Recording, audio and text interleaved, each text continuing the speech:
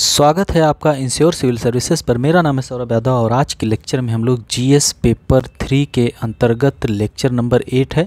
7 lecture already cover हो चुके हैं।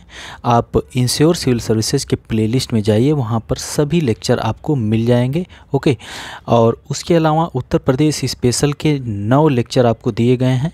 उत्तर प्रदेश स्पेशल का 9th लेक्चर जो है उसमें जीएस वर्ल्ड से जो क्वेश्चन पूछे गए हैं, मतलब जीएस वर्ल्ड कोचिंग के जो मटेरियल अवेलेबल थे वहाँ से महत्वपूर्ण क्वेश्चंस को उठा के उसका डिस्कशन जीएस 9th लेक्चर में किया गया है। अब जल्द ही ध्येय आईएएस का मटेरियल अभी अवेलेबल नहीं हो पा रहा है। ध्येय आईएएस के कुछ क्वेश्चन जो हैं यूपी स्पेशल के, उसके लिए एक लेक्चर दिया जाएगा। वहाँ से 10 से 15 जो मेंस के क्वेश्चन हैं उसका डिस्कशन किया जाएगा। जल्द ही वो लेक्चर आपको मिलेगा। बाकी जीएस अगर आप यूके स्पेशल देखना चाहते हैं, उत्तराखंड देखना चाहते हैं तो उसके भी लेक्चर प्लेलिस्ट में पड़े हैं और बिहार स्पेशल का भी लेक्चर पड़ा हुआ है। साथ ही साथ अविनाश सर के द्वारा 2-3 लेक्चर जियोग्राफी के दे दिए गए हैं आपको। उनका लेक्चर देखिए, वो 10 से 15 लेक्चर में पूरी जियोग्राफी कंप्लीट करेंगे।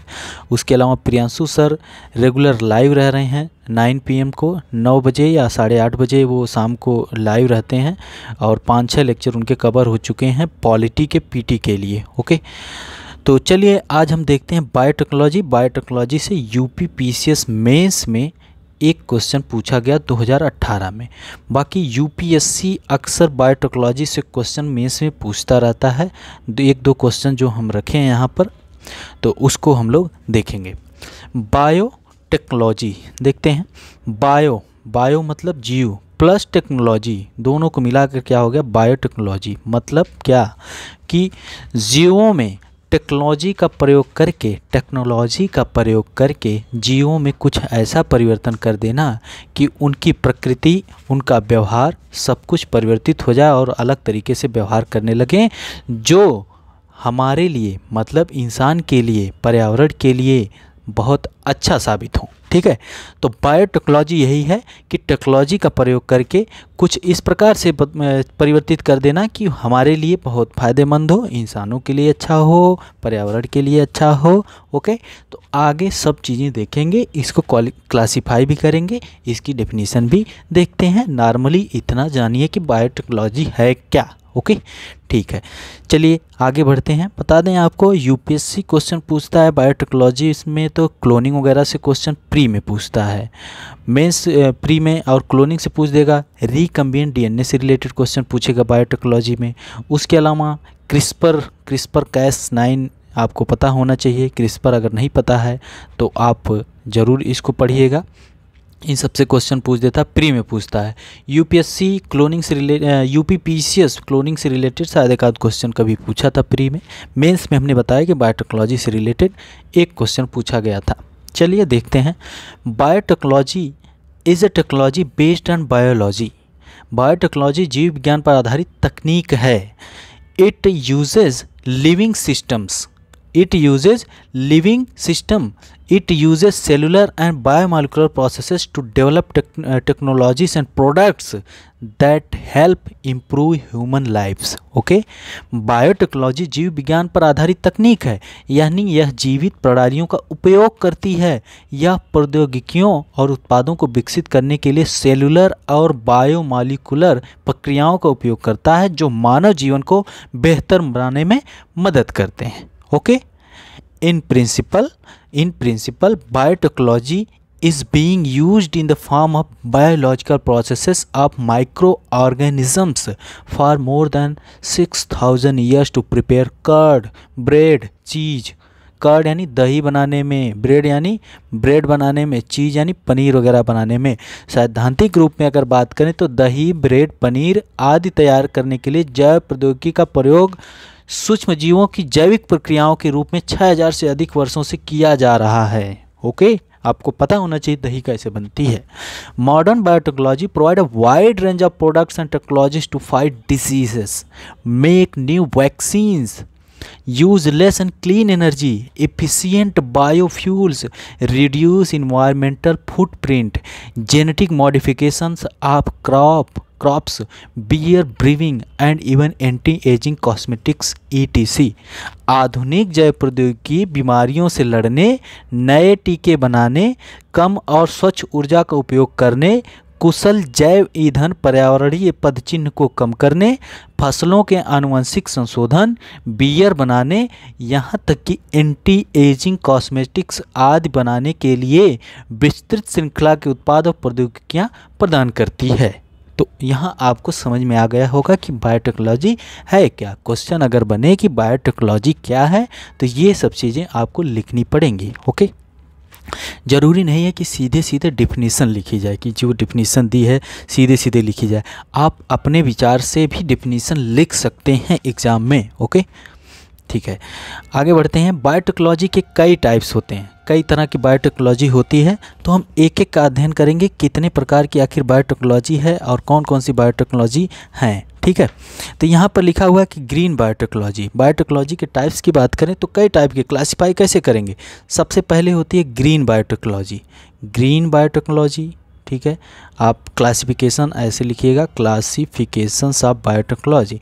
तो पहले ग्रीन बायोटेक्नोलॉजी, उसके बाद रेड बायोटेक्नोलॉजी, ग्रीन के बाद रेड बायोटेक्नोलॉजी, उसके बाद लिखिएगा blue biotechnology, blue biotechnology, yellow biotechnology, yellow biotechnology, फिर ग्रे बायोटेक्नोलॉजी, फिर ग्रे बायोटेक्नोलॉजी। ओके, तो green, red, blue, yellow, grey. Okay, green, red, blue, yellow, red, ये क्लासिफिकेशंस है।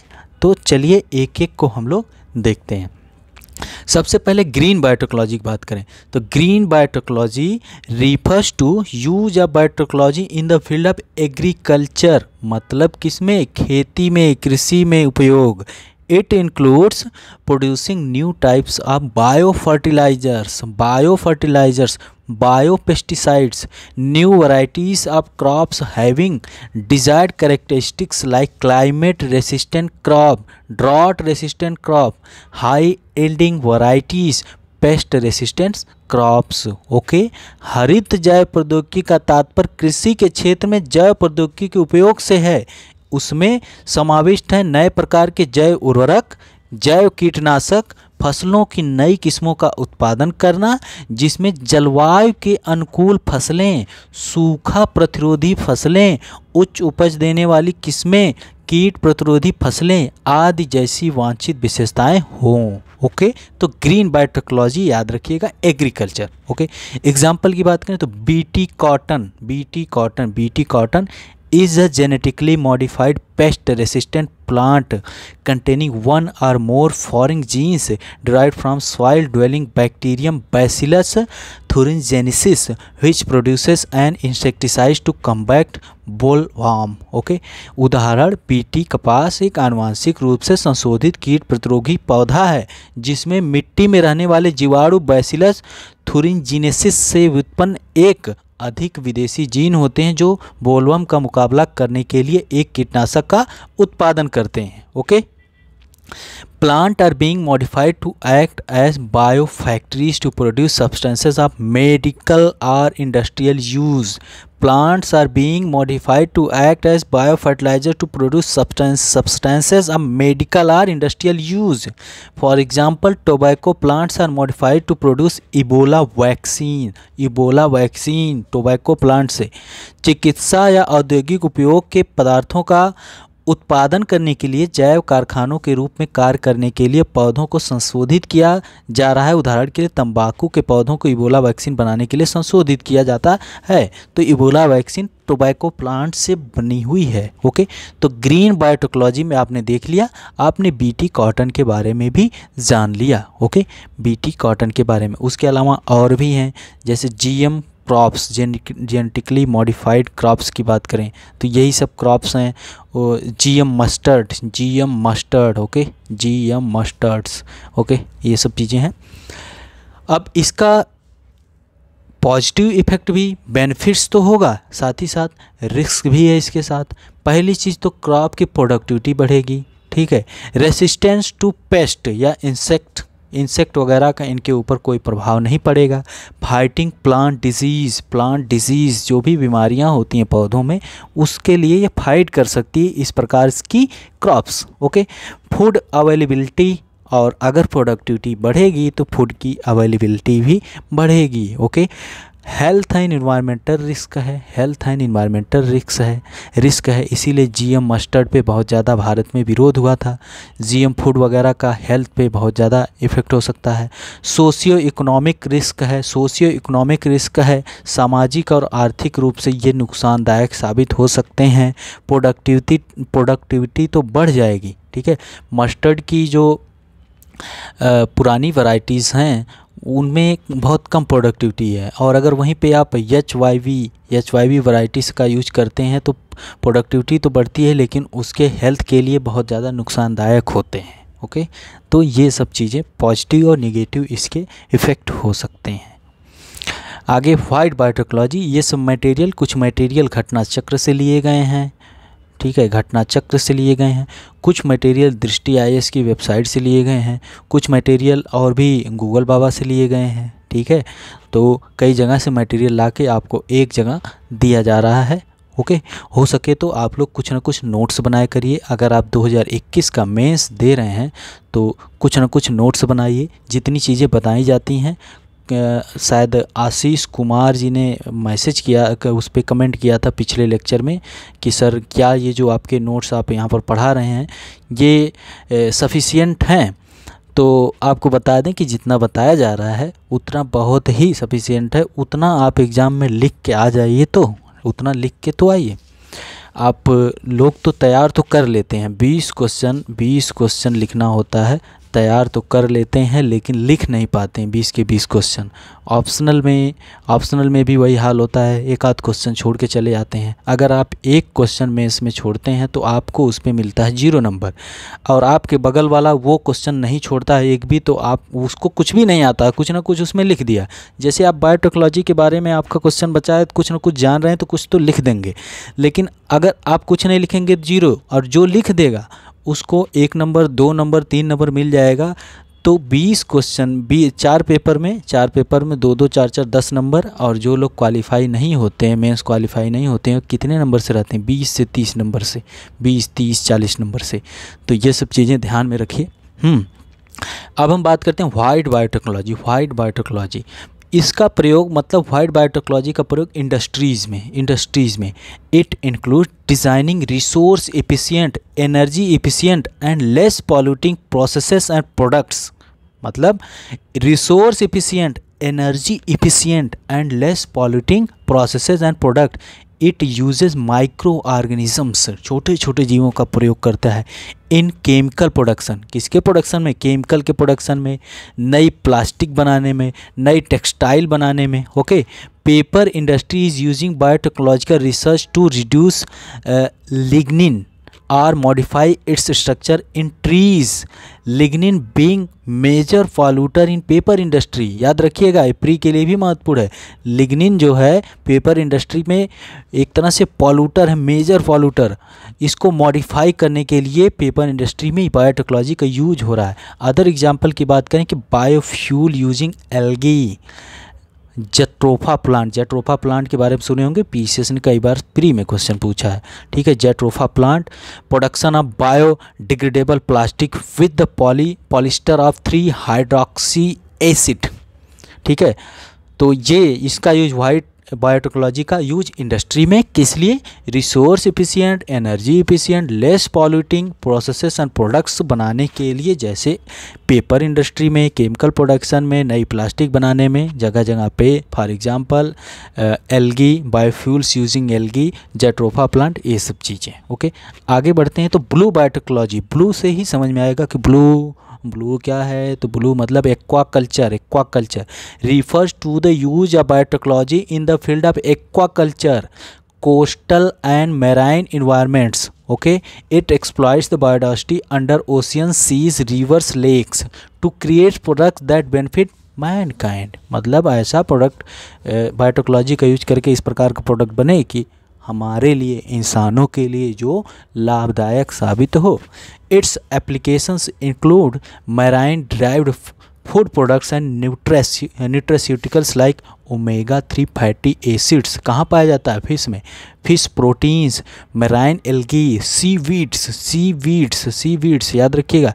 सिटिन, development of novel drugs, pain killers, antibiotics, anti cancer drug, cosmetics from marine bio resources. Okay, example seaweed use as a feed stock for bio refineries. Okay, तो ये सब कुछ example है। तो biotechnology, blue biotechnology का use कहाँ हो सकता है?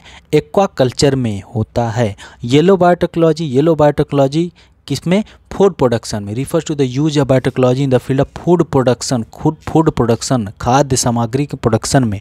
It uses bio engineering to make food production less energy intensive with better food products for example prepared cheese, wine, yogurt, curd etc by fermentation. Okay, it also focuses on reducing carbon footprint of meat industry का carbon footprints को कम करने के लिए। Okay, आपको पता होगा कि biotechnology के द्वारा मीट वगैरह बनाई जा रही वर्तमान समय में। मीट, सेम टाइप के मीट, जिस प्रकार के मीट जानवरों को मारने के बाद होता है, उस प्रकार का मीट बायोटेक्नोलॉजी का प्रयोग करके बनाए जा रहे हैं। Okay, grey biotechnology environment protection के लिए। ग्रे बायोटेक्नोलॉजी कहाँ पे? इन्वायरमेंट प्रोटेक्शन के लिए। कैसे? आपने सुना होगा कि ऑयल स्पिल्स हो जाता है, oil spills.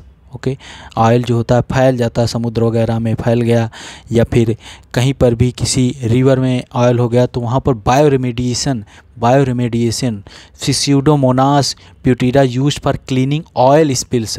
Phytoremediation, Indian mustard and water hyacinth have been successful in absorbing heavy metals from the soil. आपके लिए एक क्वेश्चन है कि वाटर हाइसिंथ किस प्रकार के मेटल को एक्सट्रैक्ट करता है वाटर से? किस प्रकार के मेटल को, कौन सा मेटल, उसका नाम क्या है, वो एक्सट्रैक्ट करता है, कहाँ से एब्जॉर्ब करता है? वाटर से। ठीक है, वाटर हाइसिंथ आपको पता होना चाहिए। ठीक है, तो ग्रे बायोटेक्नोलॉजी इन्वायरमेंट प्रोटेक्शन के लिए। ठीक है, आगे बढ़ते हैं। बायोटेक्नोलॉजी और भारत, यानी भारत में बायोटेक्नोलॉजी की अगर हम बात करें तो the department of biotechnology manages most of the programmes of biotechnology sector. Department of biotechnology, ठीक है, it is under the ministry of science and technology. Ministry of science and technology के अंडर डिपार्टमेंट ऑफ बायोटेक्नोलॉजी है। Okay, to provide services in the areas of research, infrastructure, generation of human resource, popularization of biotechnology, promotion of industry, creation of centres of excellence. अनुसंधान, बुनियादी ढांचे, मानव संसाधन उत्पादन, जैव प्रौद्योगिकी को लोकप्रिय बनाने, उद्योगों को बढ़ावा देने, उत्कृष्टता केंद्रों के निर्माण के क्षेत्रों में सेवाएं प्रदान करने के लिए। ठीक है, और क्या काम है? सामाजिक लाभ के लिए आनुवांशिक रूप से संशोधित जीवों, पुनः संयोजन, डीएनए उत्पादों और जैव प्रौद्योगिकी आधारित कार्यक्रमों के लिए जैव सुरक्षा दिशा निर्देशों का कार्यान्वयन करने के लिए। तो ये है to establish a information network for bioinformatics mission of India in the scientific community nationally and internationally. राष्ट्रीय और अंतर्राष्ट्रीय स्तर पर वैज्ञानिक समुदाय में भारत के जैव सूचना विज्ञान मिशन के लिए एक सूचना नेटवर्क स्थापित करना। तो department of biotechnology ministry of science and technology के अंतर्गत है, उसके ये सब काम है। जेनेटिक इंजीनियरिंग अप्रेजल कमेटी, ये बहुत महत्वपूर्ण है। यूपीएससी या यूपीपीसीएस ने इस पे प्री में क्वेश्चन पूछ लिया है। तो जीईएसी क्या है? Genetically engineering appraisal committee functions under the ministry of environment forest and climate change. याद रखिएगा, GEAC department of ministry of science and technology के अंदर नहीं है। जीईएसी किसके अंदर में है? Ministry of environment forest and climate change. ये क्वेश्चन स्टेटमेंट बनते हैं, सीधे स्टेटमेंट बन देगा कि it is under the ministry of environment forest and climate change. और आप सोचेंगे बायोटेक्नोलॉजी के अंदर होगा, तो गए काम से। और यह क्या है? It is responsible for the appraisal of activities involved large scale use of hazardous micro organisms and recombinants in research industrial production from the environmental angle. यह पर्यावरण के दृष्टिकोण से अनुसंधान और औद्योगिक उत्पादन में खतरनाक सूक्ष्मजीवों और पुनः संयोजकों के बड़े पैमाने पर उपयोग से जुड़ी गतिविधियों के मूल्यांकन के लिए जिम्मेदार है। कौन? GEAC. Okay, the committee is also responsible for the appraisal of proposals relating to release of genetically engineered organisms and products into the environment. याद रखिएगा, the committee is also responsible for the appraisal of proposal relating to release of genetically engineered organisms and product into the environment including experimental field trials. Okay, समिति प्रायोजिक क्षेत्र परीक्षणों सहित पर्यावरण में आनुवंशिक रूप से इंजीनियर जो किए गए हैं, आनुवंशिक रूप से मॉडिफाई जो किए जीवों और उत्पादों की रिहाई से संबंधित प्रस्तावों के मूल्यांकन के लिए भी जिम्मेदार है. ओके, ठीक है. GEAC is chair by the special secretary additional secretary of MOEFCC and co chair by the representative from the department of biotechnology. GEAC की अध्यक्षता MOEFCC के विशेष सचिव या अतिरिक्त सचिव करते हैं और जैव प्रौद्योगिकी विभाग के एक प्रतिनिधि द्वारा सह-अध्यक्षता की जाती है. ओके, यहाँ से क्वेश्चन आपके प्री में बन सकते हैं और मेंस में इन सब का आप लोग अच्छे तरीके से प्रयोग कर सकते हैं. ओके, चलिए आगे बढ़ते हैं.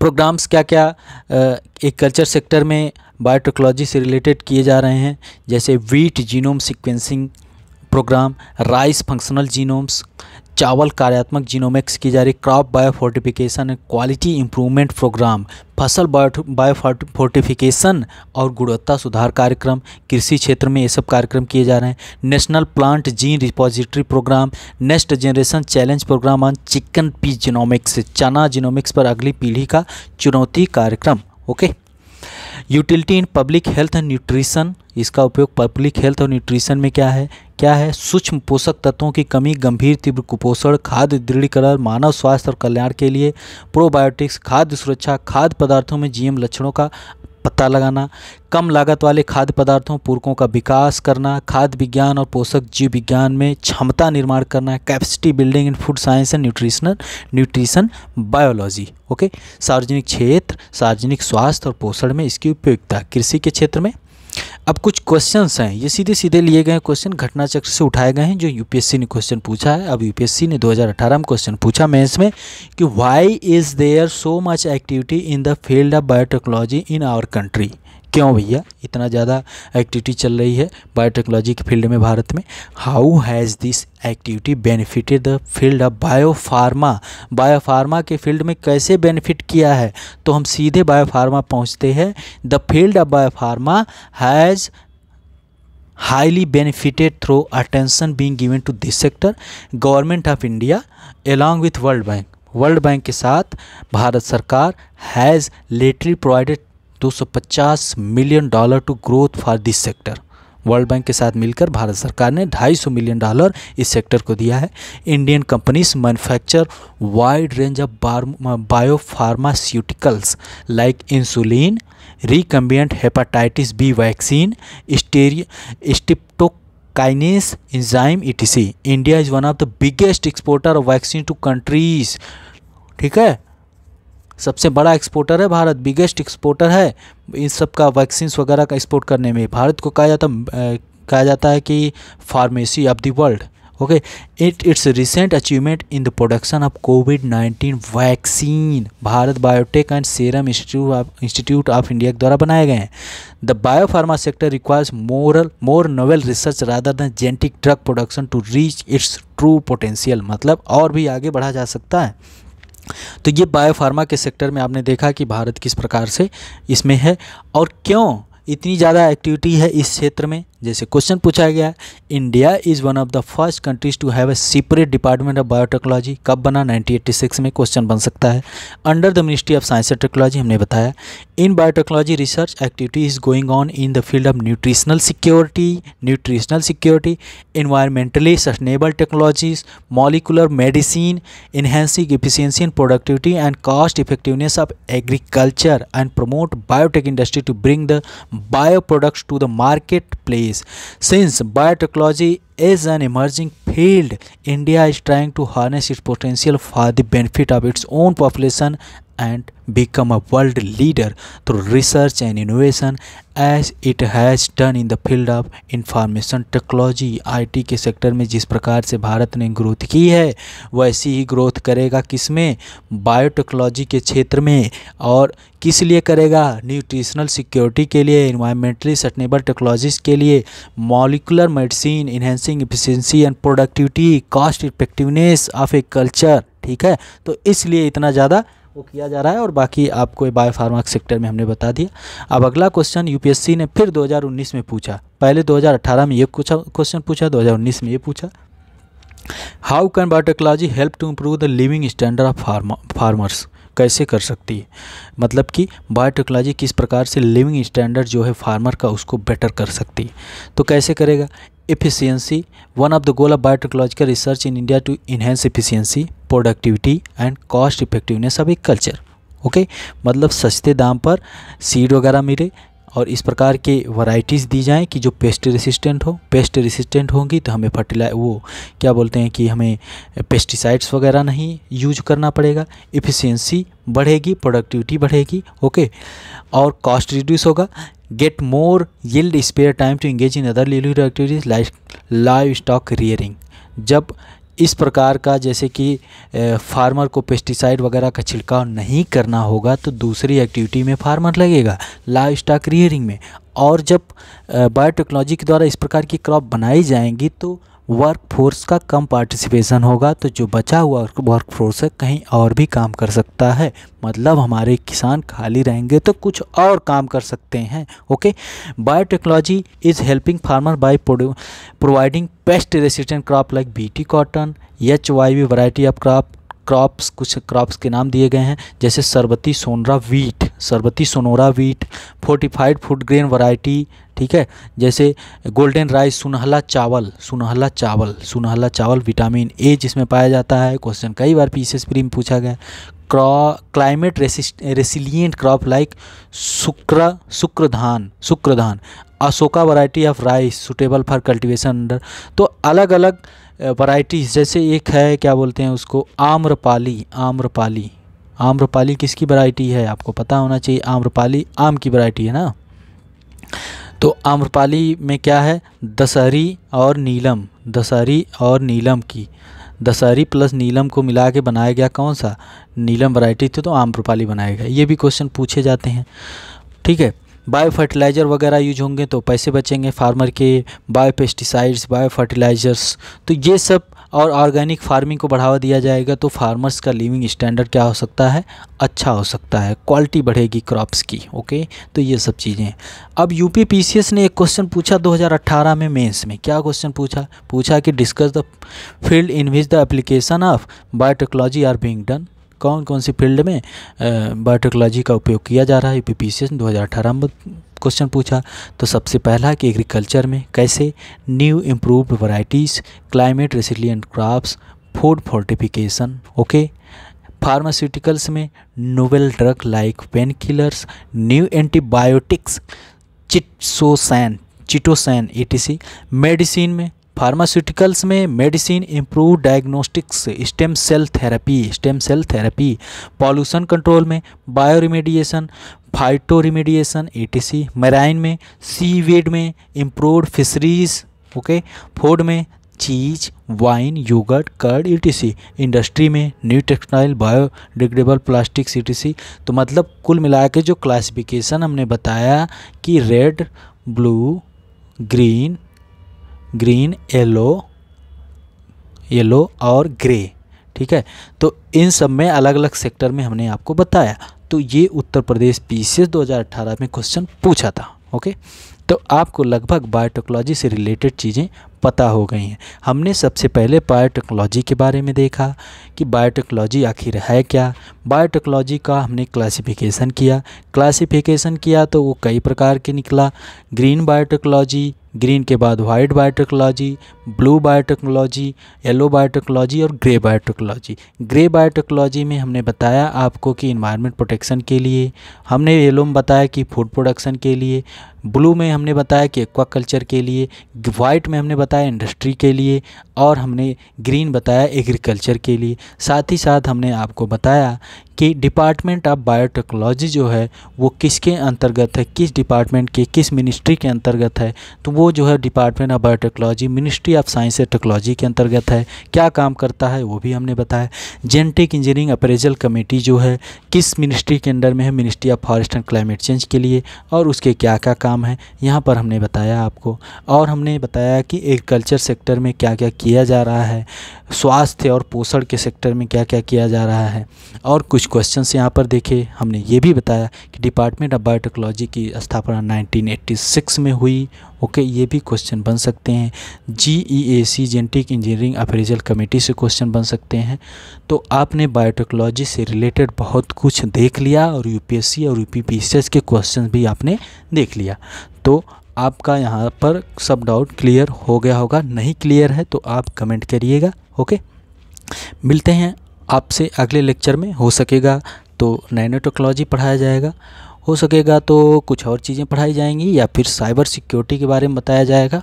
और लगभग आपका जो कि इंटरनल सिक्योरिटी का सेक्टर बचा हुआ है, साइंस एंड टेक्नोलॉजी का सेक्टर बचा हुआ है, डिजास्टर मैनेजमेंट भी बचा हुआ है।